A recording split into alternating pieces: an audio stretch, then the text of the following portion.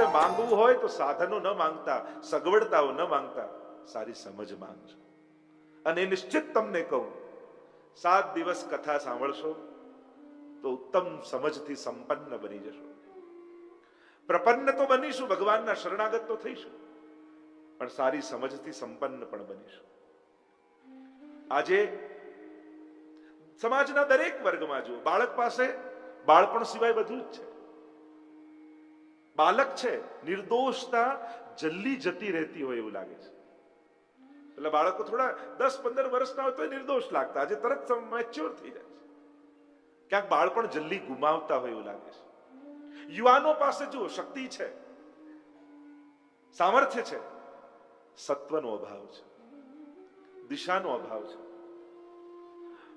વડીલો પાસે અનુભવ છે, પણ અનાસક્તિનો અભાવ છે. જીવનમાં અનુભવ ખૂબ મેળવ્યો, આટલા કડવા અનુભવ થયા છતાંય અનાસક્ત નથી થઈ શકતા.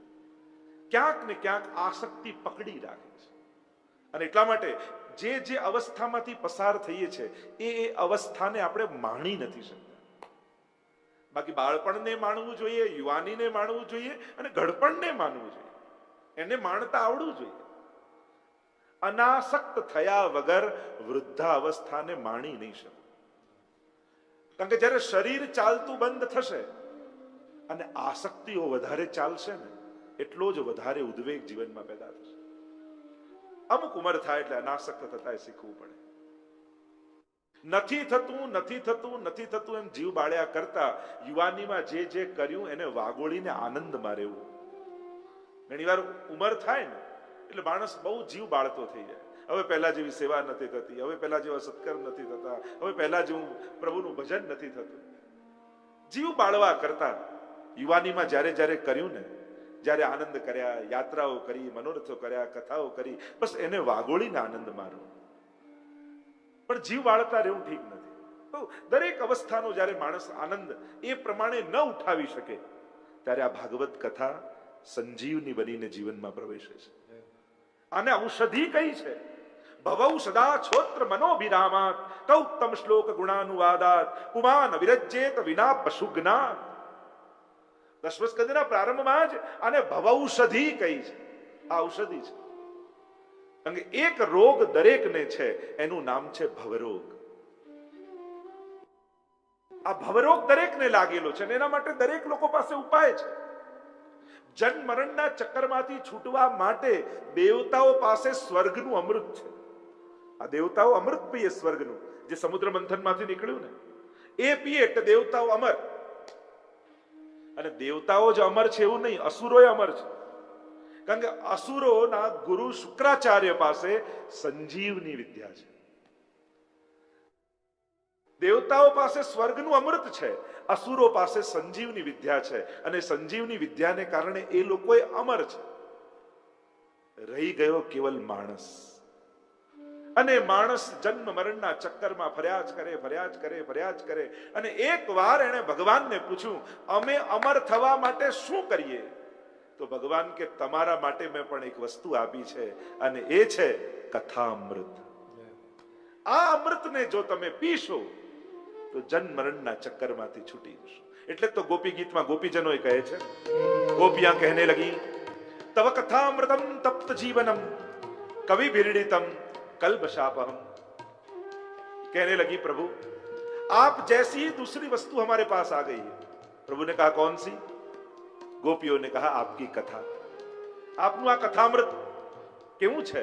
તપ્ત જીવનમ, સંસારથી તપેલા જીવને શાંતિ આપનારું છે, આનંદ આપનારું છે. કવિ ભીરડિતમ, બ્રહ્માજી આદિ મોટા કવિઓ દ્વારા ગવાયેલું છે. કલ્મશાપહમ, મનના કલ્મશોને ધોઈ નાખનારું છે. દુનિયામાં, આ જગતમાં કથા સિવાય મનને પવિત્ર કરે એવું બીજું કોઈ સાધન નથી. અંતઃકરણને પવિત્ર કરવાનો એકમાત્ર કોઈ ઉપાય હોય, કોઈ ઔષધિ હોય, તે ભગવાનની કથા છે. અને એટલા માટે બને એટલું કથામૃતનું પાન કરવું જોઈએ. તો ઘણી વાર એમ થાય, એક વાર તો કથા સાંભળી, બીજી વાર શું? અચ્છા, તો ક્રોધ, લોભ, ઈર્ષા, દ્વેષ આ બધા જતા રહ્યા. જો રોગ છે તો ઔષધિ પણ છે. કલ્મશાપહમ. માણસનું મન રોગી છે અને એટલા માટે મનની ઔષધ એ ભગવાનની કથા છે. અને એટલા માટે દેવતાઓ પાસે સ્વર્ગનું અમૃત છે, અસુરો પાસે સંજીવની વિદ્યા છે અને માણસ પાસે કથામૃત છે. આ એકમાત્ર ઔષધિ એવી છે જે ભવરોગને દૂર કરી શકે છે. અને એટલા માટે આપણે બધા જ ભાગ્યશાળી છીએ. 7 દિવસ સુધી સ્વયં શ્રીનાથજી બાબા આપણા બધાની મધ્યમાં બિરાજશે અને શબ્દ રૂપ ધારણ કરી આપ બધાના કર્ણેન્દ્રિયોથી અંતઃકરણમાં પ્રવેશ કરી જશે અને ભગવાન પોતે જાતે તમારા મનને વિશુદ્ધ કરશે. અને એટલા માટે એક દિવસ ચૂકતા નહીં કથામાં. એમ કહેવાય, જો આજે રવિવાર છે, જો રવિવારની કથા તમે સાંભળી તો આજ સુધી તમે જન્મ લીધો ત્યારથી જેટલા રવિવાર આવે ને, અને એ રવિવાર દરમિયાન કોઈ પણ પાપ અપરાધ દોષ તમારાથી થયા હોય તો રવિવારે સાંભળો તો એ સમસ્ત રવિવારના પાપોમાંથી તમે મુક્ત થઈ. એ રીતે સોમવાર, મંગળવાર, બુધવાર ચૂકી ગયા તો તમારી જવાબદારી, એ વાર રહી જશે. અને એક વાર પણ ગયો તો વારો નીકળી જશે. અને એટલા માટે તમને એમ થાય કે 7 દિવસ જીવનના વિશુદ્ધ કરવા છે તો એકે દિવસ ચૂકતા નહીં. અને એમ પણ ભગવાન આંગણે પધાર્યા હોય અને પાછા પગલા માંડી લઈએ તો એ તો દુર્ભાગી કહેવાય. પ્રભુ અવસર આપે છે અને અવસર જો આપણે ચૂકી જઈએ તો આપણું દુર્ભાગ્ય છે. આવું સુંદર સમાયોજન થયું છે. આ શ્રીમદ ભાગવતજી 18,000 શ્લોક જેમાં બિરાજમાન છે, 12 સ્કંદ છે, 335 અધ્યાય છે. એવા શ્રીમદ ભાગવતજી, એવા શ્રીનાથજી બાબા ગ્રંથ રૂપે આપણા બધાની મધ્યમાં બિરાજ્યા છે. આ ભાગવતજીનું કથાનું પ્રારંભ કરતા પહેલા પદ્મ પુરાણાંતર્ગત 6 અધ્યાયમાં ભાગવતજીના મહાત્મ્યની કથા કહેવામાં આવે છે. કેવલ એ કથા સાંભળો ને તો એ અંતઃકરણમાં ભક્તિ મારાની યુવાન બનીને નૃત્ય કરવા લાગે.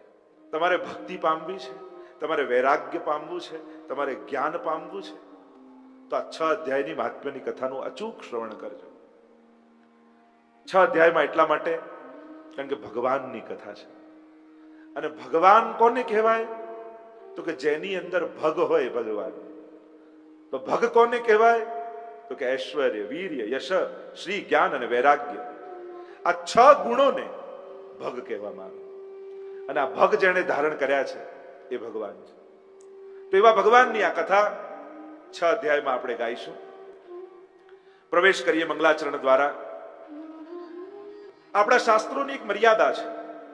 જ્યારે પણ શાસ્ત્ર પ્રારંભ થાય ત્યારે સૌથી પહેલા મંગલાચરણ કરવામાં આવે. મંગલ આચરણ, કારણ કે મંગલ રૂપ સ્વયં ભગવાન છે. મંગલમ ભગવાન વિષ્ણુ મંગલમ ગરુડધ્વજ. જીવનમાં પણ જ્યારે દિવસની શરૂઆત કરો, કોઈ શુભ કાર્યની શરૂઆત કરો ત્યારે સૌથી પહેલા ઠાકોરજીને યાદ કરવા. આ એક કાર્યનું મંગલાચરણ કહેવાય. સવારે પણ ઉઠીએ, આંખ ખુલે, દિવસની શરૂઆત ઠાકોરજીના દર્શનથી થાય. આ દિવસનું મંગલાચરણ. એમ તો કહેવાય કે કણકણમાં ઈશ્વરના દર્શન કરવા, પણ કણકણમાં આપણને ક્યાં દેખાવાના? પલ પલે કૃષ્ણના દર્શન કરવા આપણે ક્યાં કરવાના? અચ્છા, એટલું તો કરી શકાય ને કે દિવસની શરૂઆત ભગવાનના દર્શનથી કરીએ. અહર્નિશ ભગવત નામ લેવું એવું કહ્યું, પણ અહર્નિશ આપણે ક્યાં લેવાના? તો નક્કી તો કરો, દિવસમાં પહેલો શબ્દ બોલીશ એ ભગવાનના નામનો બોલીશ. એ પણ મંગલાચરણ કહેવાય. કારણ કે શર્ટનું પહેલું બટન બરાબર લાગે ને તો બાકી બધા જ બટન આપમેળે બરાબર લાગી જાય. તો આખો દિવસ સારો ન જાય. કદાચ આખો દિવસ ભગવાન યાદ ન આવે, પણ દિવસની શરૂઆત ભગવાનને યાદ કરીને કરો ને તો એ દિવસ શુભ થાય. મંગલ રૂપ ભગવાન છે, આનંદ રૂપ ભગવાન છે, સૌભાગ્ય રૂપ ભગવાન છે. તમે તમારા જીવનમાં આનંદ ઈચ્છો છો? તમે તમારા જીવનમાં મંગલ ઈચ્છો છો? તમે તમારું સૌભાગ્ય ઈચ્છો છો? જો ઈચ્છતા હો તો ભગવાનને યાદ કરજો. આ બધાનો સોર્સ ભગવાન છે. અને એટલા માટે મંગલાચરણ કર્યું અને મંગલાચરણ કરી મહાત્માની કથાનો પ્રારંભ કર્યો છે. અને મંગલાચરણ ગાન કરતા વ્યાસજી બોલ્યા, પ્રભુનું સ્વરૂપ, સ્વભાવ અને સામર્થ્ય ત્રણેયનો પરિચય કરાવ્યો. કે જેની કથા તમે સાંભળવા જઈ રહ્યા છો એ પરમાત્મા છે કોણ? સૌથી પહેલા એનો પરિચય પામો. તમે ભગવાન એટલે કોણ? કોઈ કે હું ભગવાનમાં માનું, કોઈ કે ના માનું. તને પૂછવું પડે, તું ભગવાનની વ્યાખ્યા શું કરે છે? ભગવાન એટલે તું સમજે છે શું? કોને ભગવાન કહેવાય? ભગવાન અને એમની ભક્તિ એ આપણા જીવનની જરૂરિયાત નથી, પણ એ આપણા અસ્તિત્વનું પૂરક છે. એના વગર આપણું અસ્તિત્વ સંભવ જ નથી. હું ભગવાનમાં નથી માનતો આવું જે બોલે છે એને બોલવાની શક્તિ રૂપે પણ ભગવાન જ છે. ભગવાન એની અંદર છે તો એ બોલી શકે છે. અને એટલા માટે આપણું અસ્તિત્વ એને કારણે છે. તો એ ભગવાન કોણ છે, કેવો છે, શું કરે છે, એનો પરિચય આપ્યો. સચ્ચિદાનંદ રૂપાય. સૌથી પહેલા સ્વરૂપ સમજાવ્યું. ભગવાનનું સ્વરૂપ કેવું? તો કે સત, ચિત અને આનંદ રૂપ. સતતત્વ શું છે? જેનો ક્યાંય અભાવ નથી, એ જ ભગવાનનું સતતત્વ છે. ભગવાનનો આ વિશ્વના કોઈ પણ કણમાં, કારણ કે જ્યાં આપણને એવું લાગે ને કે અહીંયા કોઈ જોતું નથી ત્યાં પાપ કરવાની ઈચ્છા થાય, પણ ભક્તને તો કણ કણમાં ઈશ્વર દેખાય. એમ થાય કોઈ જુએ ન જુએ, મારો ભગવાન મને જુએ છે, કારણ કે કણ કણમાં વ્યાપેલો છે. આ જ ભગવાનનું સતતત્વ છે. એ સર્વત્ર છે, સર્વદા છે. ભગવાનમાં બીજું તત્વ છે ચિત્ત. ચિતિ જ્ઞાને, એ સર્વજ્ઞ છે, એ બધું જ જાણે છે. તમે બધાથી બધું છુપાવી શકો, પણ પરમાત્માથી કાંઈ છુપાવી નથી. અને એટલા માટે અમારા આચાર્યો તો કહે કે ચતુરાઈ બધે કરજો, ભગવાન આગળ ન કરતા. અંતર્યામી સમસ્તાનામ ભાવમ જાનતી માનસમ. એ તારા અંતઃકરણને જુએ છે, જાણે છે. એ તારા ઘટઘટની જાણનારા છે, એટલે એની આગળ ચતુરાઈ ન કરીશ. અને પરમાત્માનું ત્રીજું તત્વ છે આનંદ. સુખ અને દુઃખ એનાથી પર જે અવસ્થા છે એનું નામ આનંદ છે. સુખ અને દુઃખ એક જ સિક્કાની બે બાજુઓ છે, એને જુદું ન ગણતા. કારણ કે તમે ભગવાન પાસે સુખ માંગો એટલે તમે એવો સિક્કો માંગો છો કે એમાં હેડ હોય પણ ટેલ ન હોય. એવો સિક્કો ચાલે? ખોટો કહેવાય. કારણ કે દરેક હેડની પાછળ ટેલ છે, દરેક સુખની પાછળ દુઃખ છે જ. કારણ કે તમે જે વસ્તુ માંગી એ નાશવંત છે, અને નાશવંત છે, માંગી છે, આવી ત્યાં સુધી સુખ. વિચાર કરો, જે વસ્તુ માટે તમે સુખની કલ્પના કરી હતી એ ઘરે આવ્યા પછી દુઃખનું કારણ બને છે કે નહીં? એમ થાય કે બસ આ એક કાર મર્સિડીઝ આવી જાય ઘરમાં, આવી અઠવાડિયા પછી કંઈક બગડી, એ દુઃખનું કારણ થઈ. જે વસ્તુમાં સુખની કલ્પના કરી હતી એ જ એ વસ્તુ દુઃખનું કારણ છે. વિચાર કરજો, કોઈ બીજી વસ્તુ દુઃખ આપતી નથી. જેણે સુખ આપ્યું તું એ જ દુઃખ આપે છે. એટલે બીજું પાસું સુખનું દુઃખ છે. એટલે સુખ માંગીને પણ આપણે બીજી રીતે તો દુઃખની યાચના કરી જ રહ્યા છીએ, એ નિશ્ચિત વાત છે. અને તો જે સાચો સિક્કો કહેવાય, હેડ અને ટેલ બંને હોય. અહીંયા તો ભગવાન આનંદ રૂપ છે. સુખનું વિરોધી દુઃખ છે, આનંદનું કોઈ વિરોધી શબ્દ નથી. બીજાને સુખ આપી જે અનુભવાય એનું નામ આનંદ છે. જમીને આવો ને જે અનુભવ થાય એ સુખ, અને ભૂખ્યાને જમાડીને આવો ને જે અનુભવ થાય એનું નામ આનંદ છે. બીજાના ચહેરા પર સ્મિત જોઈને જે પ્રાપ્ત થાય એનું નામ આનંદ છે. પરમાત્મા આનંદ રૂપ છે. અને એટલા માટે જીવનમાં લક્ષ્ય સુખ ન બનાવતા, જીવનમાં લક્ષ્ય આનંદ બનાવજો. હું સુખી થાઉં એમ ન વિચારતા, વિચાર એવો કરો હું બધાને સુખી કરી શકું. હું યાચક ન રહું, દાતા બનું. એક ભાઈએ બીજા ભાઈને સ્કૂટર આપ્યું. 3 મિત્રો જોતા હતા. આ દ્રશ્ય એને જોયું. એકને વિચાર આવ્યો કે આવું સ્કૂટર મને મળે તો કેવું સારું થાય. બીજાને એવો વિચાર આવ્યો, આવો ભાઈ મને મળ્યો હોત તો કેવું સારું થાત કે સ્કૂટર આપે. અને ત્રીજા એવો વિચાર્યો કે આવો ભાઈ હું બનું તો કેવું સારું કે જે પોતાના ભાઈને આપી શકે. ઘટના એક જ છે, ત્રણેય જોનારની દ્રષ્ટિ કેવી છે. તો વિચાર કરો, જીવન દરેક ઘટનાઓને તમે કયા ભાઈના દ્રષ્ટિકોણથી જુઓ છો, કયા મિત્રના દ્રષ્ટિકોણથી જુઓ છો. એવો એક દ્રષ્ટિકોણ કે આવું સ્કૂટર મને મળે, બીજો દ્રષ્ટિકોણ એવો કે આવો ભાઈ મને મળે, યા ત્રીજો દ્રષ્ટિકોણ એવો કે આવો ભાઈ હું ક્યારે બનું. બસ આના પરથી જ દુઃખ, સુખ અને આનંદ આ ત્રણેયની અનુભૂતિ થઈ શકશે. કારણ કે આપનારને આનંદ મળે છે. તમારે જીવનના દરેક પ્રસંગોમાંથી શું તારણ કાઢવું છે? ઘટનાઓમાંથી દુઃખનું તારણ કાઢો છો, સુખનું તારણ કાઢો છો કે આનંદનું તારણ કાઢો છો?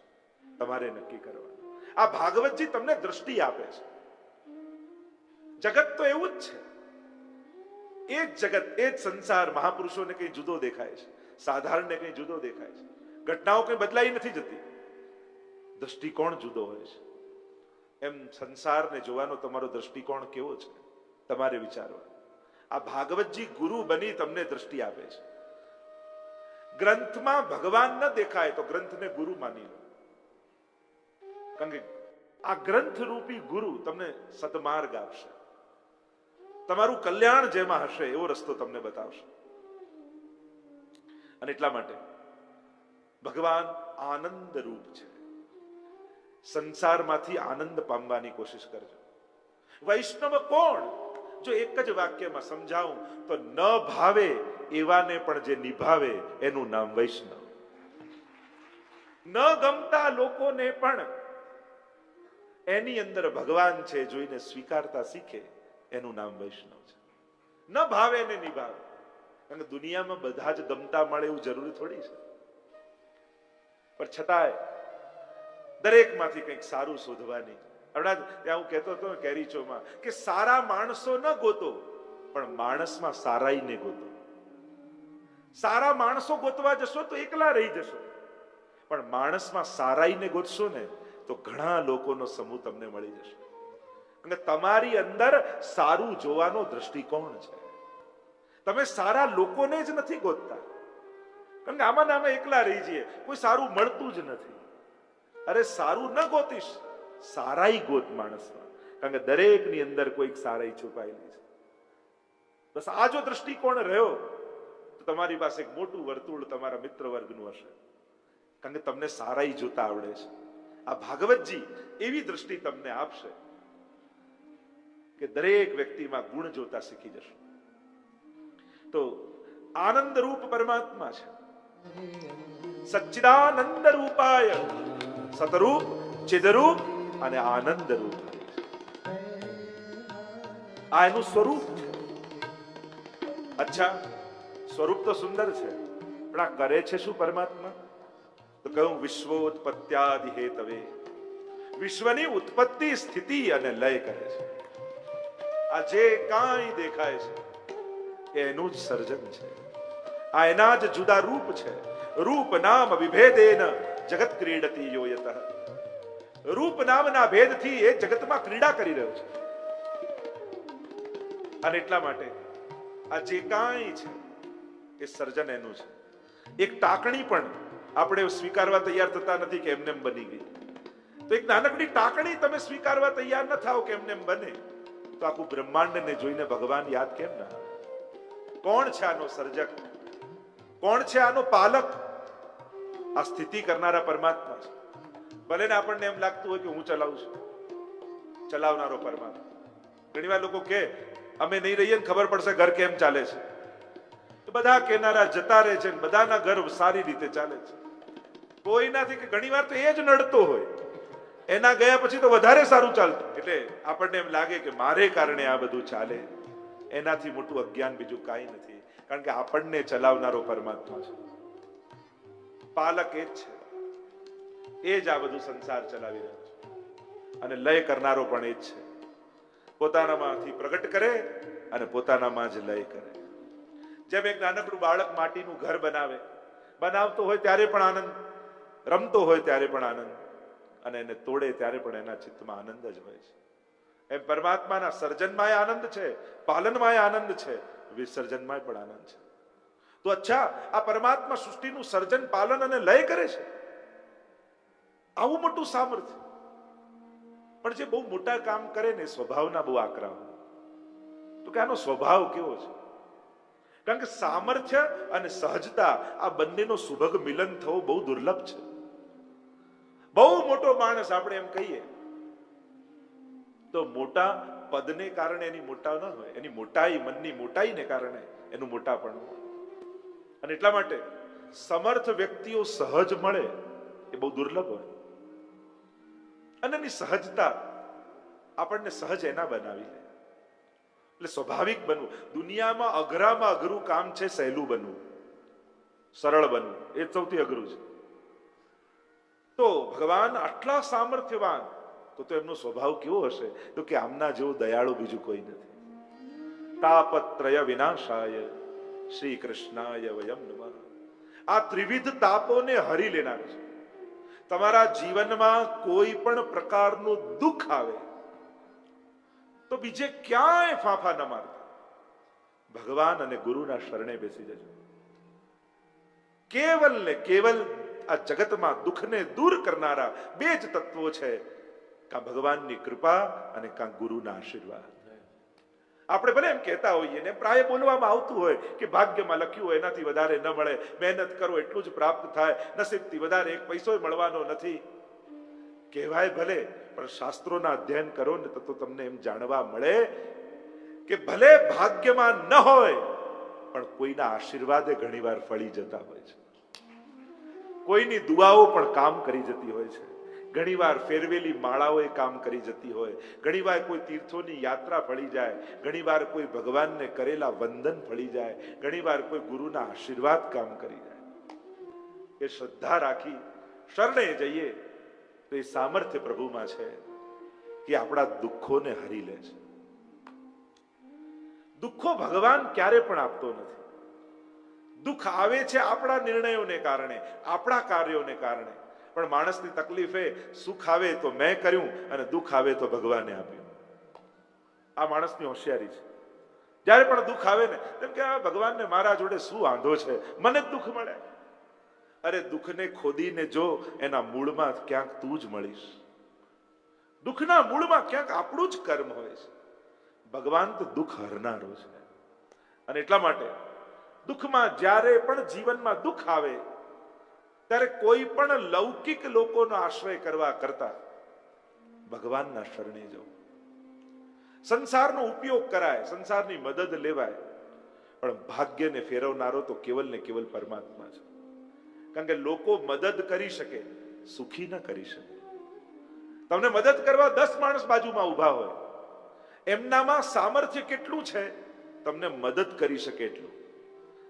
તમારા દુર્ભાગ્યને ટાળી શકે એવું સામર્થ્ય એમનામાં નથી. એ સામર્થ્ય કેવલ ને કેવલ પ્રભુ અને ગુરુમાં છે કે જે દુર્ભાગ્યને ફેરવી શકે છે.